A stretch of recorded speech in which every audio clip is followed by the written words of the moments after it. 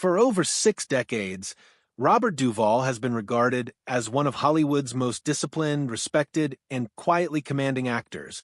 A man of rare integrity who never chased fame, yet somehow defined it. From The Godfather to Apocalypse Now, his name became synonymous with professionalism and craftsmanship. But behind that stoic calm, the 94-year-old legend carried truths he had deliberately locked away. Truths about 4 men he worked beside, admired publicly but privately despised. Now, after a lifetime of silence, Duvall has finally broken his vow of discretion. His revelations have not only stunned Hollywood, they've rewritten the history of some of cinema's greatest films. After 94 years, what exactly am I waiting for? Duvall told a close confidant. It's time for the truth. What he revealed wasn't about petty rivalries. It was about betrayals so deep they shaped performances, fractured friendships, and changed the course of movie history. This is the story of the 4 actors Robert Duvall hated most, and the real reasons behind Hollywood's most hidden feuds. That if this kind of story touches your heart, if you're someone who cares about truth, responsibility, and speaking up for the voiceless, please like this video, subscribe to our channel, and share it with someone who should hear it. Let's get started. Before naming names, Duvall explained why he was speaking now, after decades of stoic silence. According to friends, this wasn't the result of bitterness, it was reflection. At 94, with his Academy Award and legacy secured, Duvall began to watch tributes and documentaries that painted false pictures of unity and friendship. I sat through these retrospectives, he said, and they were talking about wonderful collaborations that never existed. I watched myself on screen with people I couldn't stand, and the story being told was a lie. The final trigger came during a Lifetime Achievement tribute in his honor. As clips rolled of his most iconic roles, Duvall was forced to watch footage of himself smiling beside the very people who made his life on set miserable. I realized history was being rewritten, he said. Someone had to correct the record. With that decision made, Duvall felt free. He had nothing left to prove, and perhaps for the first time, nothing left to protect. Then he began to speak. 1. Marlon Brando, the most destructive ego I ever encountered. The first name Duvall uttered sent shockwaves through Hollywood. Marlon Brando, arguably the greatest actor of all time. A man Duvall once publicly praised as a genius. Yet behind the admiration hid decades of resentment. He was brilliant, Duvall admitted, but he was also the most destructive ego I ever encountered in this business. Their feud began in 1966 during the chaotic filming of The Chase, directed by Arthur Penn. The production boasted an all-star cast: Brando, Jane Fonda, Robert Redford, and Duvall himself, but behind the camera, a psychological war was raging. Brando would deliberately change his performance on every take, Duvall recalled. He'd alter his tone, his blocking, even his lines, just to make editing impossible. He called it protecting the performance. I called it sabotage. Duvall's biggest scene, a pivotal monologue, became a nightmare.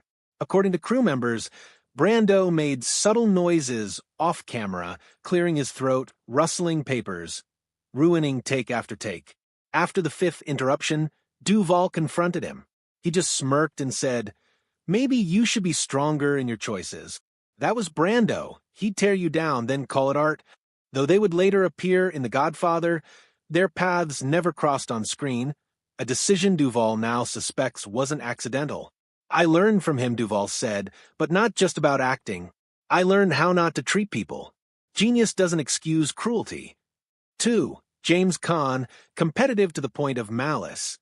The second name cut even closer to home. James Caan, Duvall's fiery co-star in The Godfather, played Sonny Corleone opposite Duvall's calm consigliere Tom Hagen. On screen, they were brothers. Off-camera, the tension was real. Jimmy was competitive to the point of malice, Duvall said flatly. If I had a strong scene, he'd find a way to steal it. Bigger gestures, louder reactions, anything to pull focus. The animosity peaked during the iconic family meeting scene when the Corleones discussed going to war. Between takes, Duvall discussed his character's motivation with Francis Ford Coppola. According to Duvall, Caan interrupted, sneering, "You're overthinking it, Bob. You're just the family secretary." "That's when I decided we'd never be friends," Duvall recalled. "But it helped my performance. Hagen was supposed to watch Sonny carefully, and that's exactly what I did." Despite their feud, Duvall and Kahn hit it well. Decades of press tours and reunions showed two men laughing together, reminiscing about old times. "When we were promoting the movie," Duvall admitted, "we both knew what was at stake. You don't let personal issues damage a masterpiece." "We smiled for the cameras. That's also acting." The professionalism that allowed them to conceal their animosity for 50 years speaks volumes about Duvall's dedication and how much Hollywood depends on illusion. 3. Dustin Hoffman, the credit thief who never stopped. The third revelation shocked nearly everyone. Before either became famous, Duvall and Dustin Hoffman were struggling actors sharing a small New York apartment in the early 1960s. They were friends, or so Duvall thought. "We'd rehearse together for auditions," Duvall said. "I'd spend weeks shaping an interpretation, and then Dustin would audition for the same part using my exact approach. When he got the job, he'd say, 'I inspired him.' That's not inspiration. That's theft." As their careers rose, the pattern continued. During the late 1960s, when Duvall was filming True Grit and Hoffman was preparing for Midnight Cowboy, Hoffman often phoned Duvall seeking advice on accent and character rhythm. "I helped him find Ratso Rizzo's voice," Duvall claimed. "Then I read an interview where he said he developed it by studying homeless men in New York. Never once mentioned me." The breaking point came during pre-production for The French Connection. Both men were considered for the lead.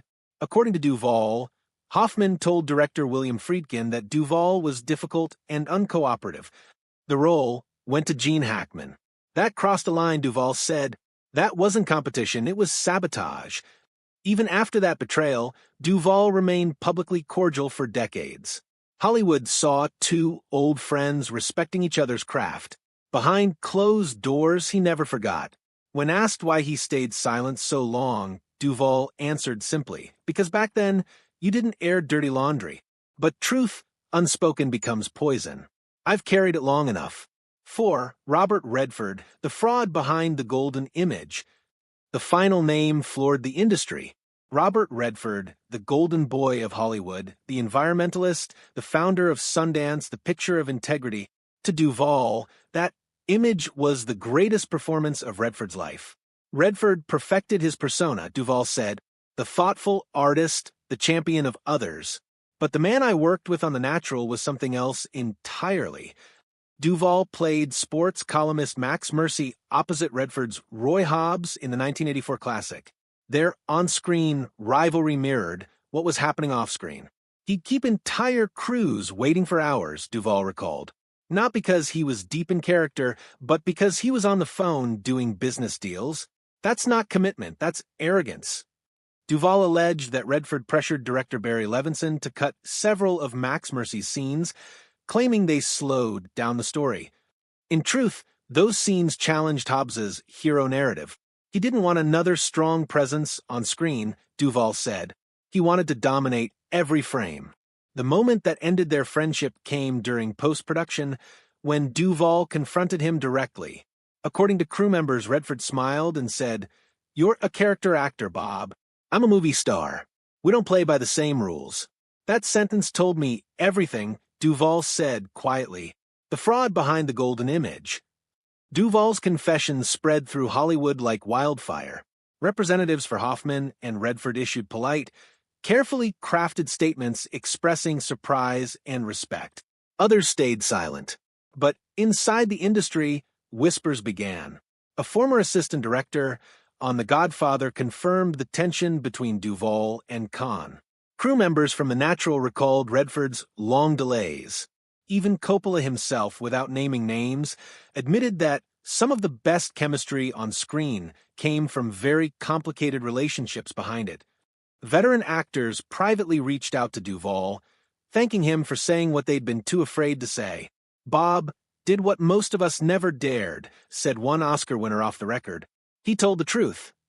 As for Duvall, he seemed lighter, almost relieved.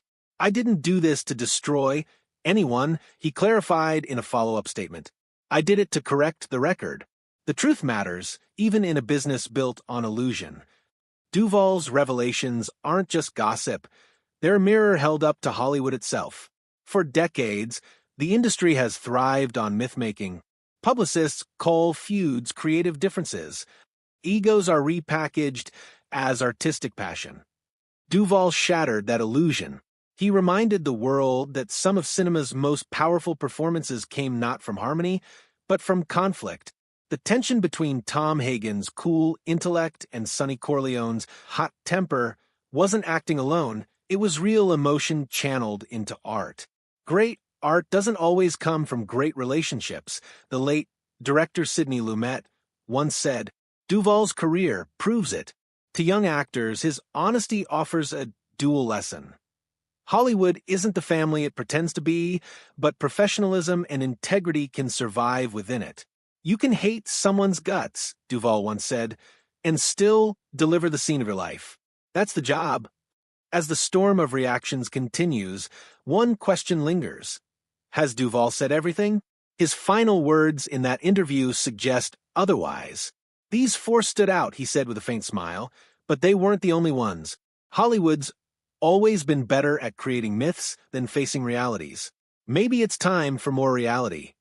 In an industry obsessed with image, Robert Duvall's last great role may not be in front of the camera, but behind it, playing the only part that still matters, the truth teller, and perhaps that's the most fitting legacy of all.